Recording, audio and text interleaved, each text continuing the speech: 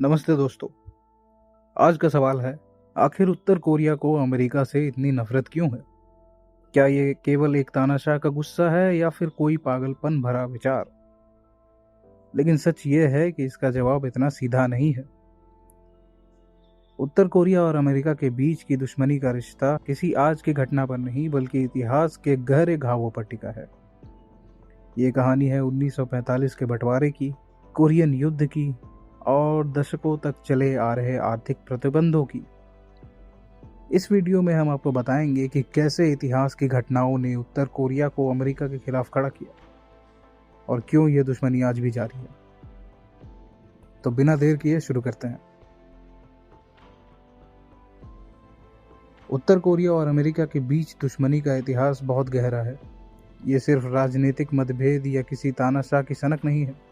असल में ये उस दर्द और संघर्ष का नतीजा है जो कोरियन प्रायद्वीप ने दशकों तक झेला है। 1945 में द्वितीय विश्व युद्ध के बाद कोरिया को अचानक से दो हिस्सों में बांट दिया गया।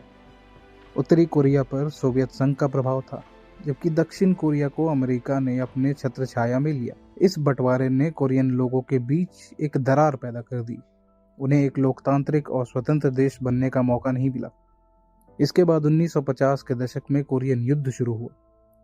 अमेरिका के नेतृत्व वाले गठबंधन ने उत्तर कोरिया पर इतनी बमबारी की कि वहां के शहर और गांव मलबे में तब्दील हो गए। लाखों आम लोग मारे गए। ये तबाही आज भी उत्तर कोरियाई लोगों की सामूहिक स्मृतियों में ताज़ा है। लेकिन ये कहानी यहीं खत्म नहीं होती। अगर इतिहास में और पीछे जाएं तो हमें जापानी कब्जे का दौर मिलता है। 1910 से 1945 तक जापान ने पूरे कोरियन प्रायद्वीप को बर्बरता से अपने कब्जे में रखा। कोरियाई संस्कृति को मिटाने की कोशिश की गई, लोगों को गुलाम बनाया गया और उनकी ज़मीन छीन ली गई। हालांकि कोरियाई लोगों ने हार नहीं मानी। उन्होंने जापानी साम्राज्यवाद के खिलाफ संघर्ष किया और जब 1945 में जापानी कब्जा खत्म हुआ तो कोरियाई लोग अपनी ज़मीन और पहचान वापस पाने के लिए तैयार थे। लेकिन अमेरिका और सोवियत संघ के बीच शीत युद्ध की राजनीति ने कोरिया के पुनर्मिलन के सपने को चकनाचूर कर दिया। उत्तर कोरिया, जिसने अपनी पहचान को स्वतंत्रता और आत्मनिर्भरता पर बनाया, आज भी इसे अपनी ताकत मानता है। कोरियन युद्ध, जिसे शीत युद्ध की पहली प्रॉक्सी वॉर भी कहा जाता है, उत्तर कोरिया और अमेरिका के बीच दुश्मनी की सबसे गहरी जड़ है। ये युद्ध 1950 में शुरू हुआ, जब उत्तर कोरिया ने कोरियाई प्रायद्वीप को एकजुट करने की कोशिश की। लेकिन अमेरिका के नेतृत्व वाले संयुक्त राष्ट्र के बलों ने दक्षिण कोरिया की तरफ से युद्ध में हस्तक्षेप किया। इस युद्ध के दौरान अमेरिकी सेना ने उत्तर कोरिया पर 6,35,000 टन से ज्यादा बम गिराए, जिसमें 32,000 टन नेपाम बम भी शामिल थे। यह बमबारी इतनी खतरनाक थी कि उत्तर कोरिया के लगभग सभी शहर पूरी तरह से तबाह हो गए। लोग गुफाओं में रहने को मजबूर हो गए थे। 1952 तक उत्तर कोरिया पूरी तरह से बर्बाद हो चुका था। बमबारी ने खेतों, संयंत्रों और ज़रूरी इंफ्रास्ट्रक्चर को पूरी तरह से ख़त्म कर दिया, जिसका नतीजा यह हुआ कि वहां खाने की भी भारी कमी हो गई और लाखों लोगों को भुखमरी का सामना करना पड़ा। इस युद्ध में लगभग 20 लाख उत्तर कोरियाई मारे गए। ये हत्याएं उत्तर कोरियाई लोगों के लिए घाव जैसी हैं। आज भी वहां के लोग इसे अमेरिकी आक्रामकता का सबसे बड़ा सबूत मानते हैं। 1953 में युद्ध विराम हुआ, लेकिन यह कोई शांति समझौता नहीं था। उत्तर कोरिया और दक्षिण कोरिया के बीच एक अस्थायी सीमा रेखा बना दी गई, जिसे DMZ कहा जाता है, जो आज भी दुनिया के सबसे सैन्यीकृत क्षेत्रों में से एक है। इसके बाद अमेरिका ने दक्षिण कोरिया पर अपनी स्थायी सेना उपस्थिति बना ली और उसे अपना सहयोगी बना लिया। यहाँ पर अमेरिकी सैनिक आज भी तैनात रहते हैं, जिसे उत्तर कोरिया अपने अस्तित्व के लिए एक सीधा खतरा मानता है। कोरियन युद्ध ने उत्तर कोरिया को न केवल आर्थिक बल्कि सामाजिक तौर पर भी बुरी तरह से झकझोर दिया था। बमबारी की वजह से वहां की जमीन की उर्वरता तक खत्म हो गई, जो आज भी उनके कृषि उत्पादन को प्रभावित करती है।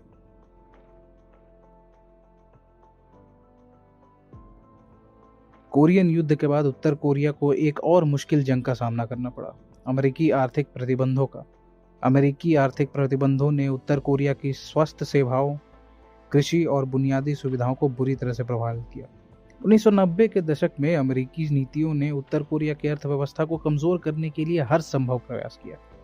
2017 में तो हद ही हो गई। चिकित्सा उपकरणों जैसे स्टेरिलाइजर और एक्सरे मशीनों तक की आपूर्ति पर रोक लगा दी गई, जिससे अस्पतालों की स्थिति और भी बदतर हो गई। ईंधन की आपूर्ति में कटौती के कारण ग्रामीण अस्पतालों को सर्दियों में बंद होना पड़ा और ज़रूरी चिकित्सा उपकरण जैसे वेंटिलेटर और सीटी स्कैनर्स का इस्तेमाल असंभव हो गया। कृषि पर भी इन प्रतिबंधों का गहरा असर पड़ा। अमेरिका द्वारा 1950 के दशक में की गई बमबारी के कारण उत्तर कोरिया की अधिकांश जमीन पहले से ही अनुपजाऊ थी। प्रतिबंधों ने खाद, कृषि उपकरण और बीज जैसी आवश्यकताओं तक पहुंच को भी रोक दिया। इसका नतीजा यह हुआ कि उत्तर कोरिया में आज भी भुखमरी और कुपोषण की समस्या बनी हुई है। 2018 में यूनिसेफ की रिपोर्ट ने बताया कि लगभग 2 लाख उत्तर कोरियाई बच्चे तीव्र कुपोषण का शिकार थे और 60,000 बच्चे भुखमरी के कगार पर थे। इन प्रतिबंधों ने न केवल कृषि और स्वास्थ्य सेवाओं को प्रभावित किया बल्कि उद्योगों और रोजगार पर भी भारी चोट पहुंचाई। कपड़ा उद्योग, जो उत्तर कोरिया में महिलाओं के लिए रोजगार का बड़ा स्रोत था, पूरी तरह से ठप हो गया। मछली पकड़ने का उद्योग, जो कोरियाई तटीय समुद्रों के लिए आय का मुख्य जरिया था, प्रतिबंधों के कारण लगभग नष्ट हो गया। कोयला और लोहे जैसे संसाधनों के निर्यात पर भी रोक लगा दी गई और उत्तर कोरियाई अर्थव्यवस्था की रीढ़ को तोड़ दिया गया। इन प्रतिबंधों का असर केवल सरकार पर नहीं पड़ा बल्कि आम नागरिकों के जीवन पर पड़ा। उत्तर कोरिया के लोगों ने ब्लैक मार्केट का सहारा लिया, लेकिन यहाँ भी जरूरी चीजों की कीमतें इतनी ज्यादा थी कि हर कोई इसे वहन नहीं कर सकता था।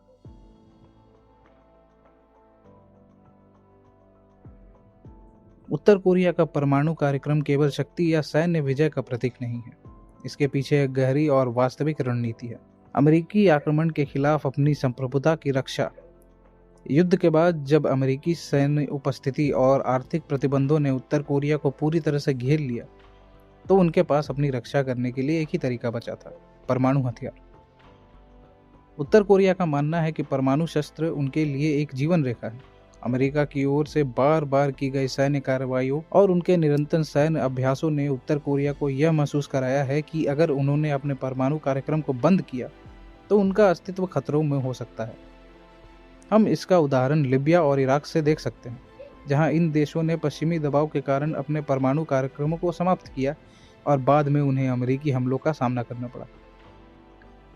उत्तर कोरिया ने अपनी परमाणु क्षमता को सिर्फ अपनी रक्षा के लिए नहीं बल्कि अंतर्राष्ट्रीय दबाव से मुक्ति पाने के लिए भी एक महत्वपूर्ण उपकरण के रूप में देखा।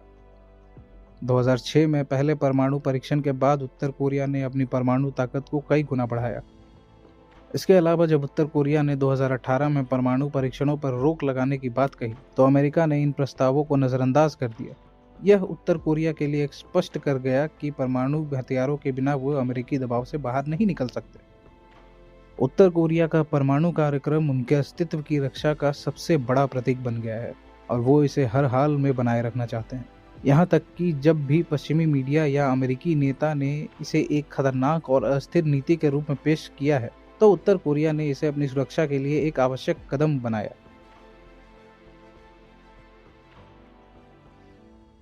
उत्तर कोरिया को अक्सर पश्चिमी मीडिया में एक खतरनाक, अस्थिर और रोग नेशन बताया जाता है, लेकिन क्या कभी यह विचार किया गया कि ये छवियां किस प्रकार गढ़ी जाती हैं?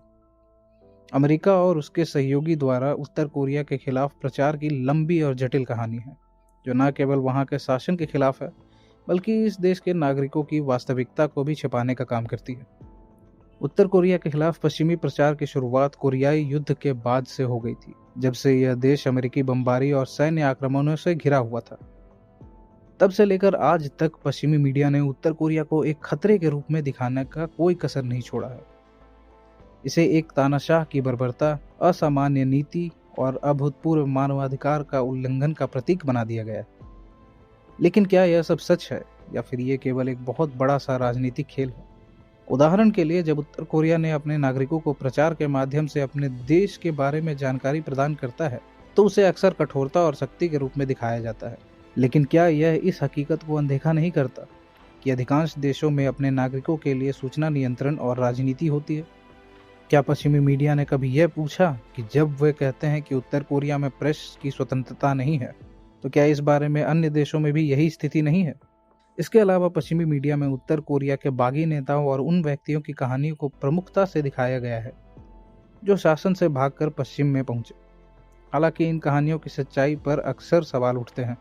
जब इन मामलों की जांच की जाती है तो कई बार यह पाया जाता है कि वे या तो बहुत सीमित जानकारी पर आधारित होते हैं या पूरी तरह से गलत होते हैं। यह मीडिया न केवल उत्तर कोरिया को बदनाम करने का एक तरीका है, बल्कि यह प्रचार युद्ध का एक हिस्सा है जिसका उद्देश्य दुनिया भर में नफरत और भय फैलाना है। उत्तर कोरिया की जनता ने दशकों से जो संघर्ष देखा है वह केवल राजनीतिक लड़ाई नहीं है, बल्कि यह एक अत्यधिक कठिन और कठोर जीवन जीने का एक निरंतर जद्दोजहद है।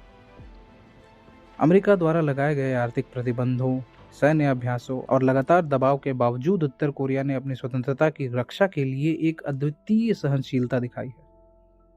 उत्तर कोरिया के लोग अपनी संप्रभुता और आत्मनिर्भरता के लिए लड़ रहे हैं, और यही कारण है कि वे अमेरिकी दबाव को अस्वीकार करते हुए अपने अधिकारों और भूमि की रक्षा करते हैं। यह केवल एक सरकार की लड़ाई नहीं है, बल्कि यह एक उत्तर कोरियाई नागरिक की अस्तित्व की लड़ाई बन चुकी है। युद्ध के बाद से ही जब उनके देश को पूरी तरह से नष्ट कर दिया गया था, उत्तर कोरिया ने अपना पुनर्निर्माण शुरू कर दिया। देश ने अपनी अर्थव्यवस्था, सेना और बुनियादी ढांचों को सुदृढ़ किया, और आज भी वह दुनिया की सबसे कठिन परिस्थितियों में अपनी लड़ाई को जारी रखेगा। यह सहनशीलता केवल सैन्य और राजनीतिक संघर्ष तक सीमित नहीं है। उत्तर कोरिया के लोग जीवन के हर पहलू में इस कठिनाई को महसूस करते हैं, फिर भी उन्होंने कभी हार नहीं मानी। इस संकल्प का सबसे बड़ा उदाहरण उनकी सामूहिक मानसिकता है, जो एक साझा अनुभव से जुड़ी हुई है। यह सब कुछ बर्दाश्त करने और अंत तक लड़ने की भावना है। क्या आप उत्तर कोरिया को एक अकेला दोषी मानते हैं, या क्या आप इसे उस स्थिति का परिणाम मानते हैं जो वर्षों से दुनिया ने इसे बनाने में मदद की है? क्या ख्याल है आपका? हमें कमेंट में बताएं। और इस वीडियो में इतना ही। धन्यवाद।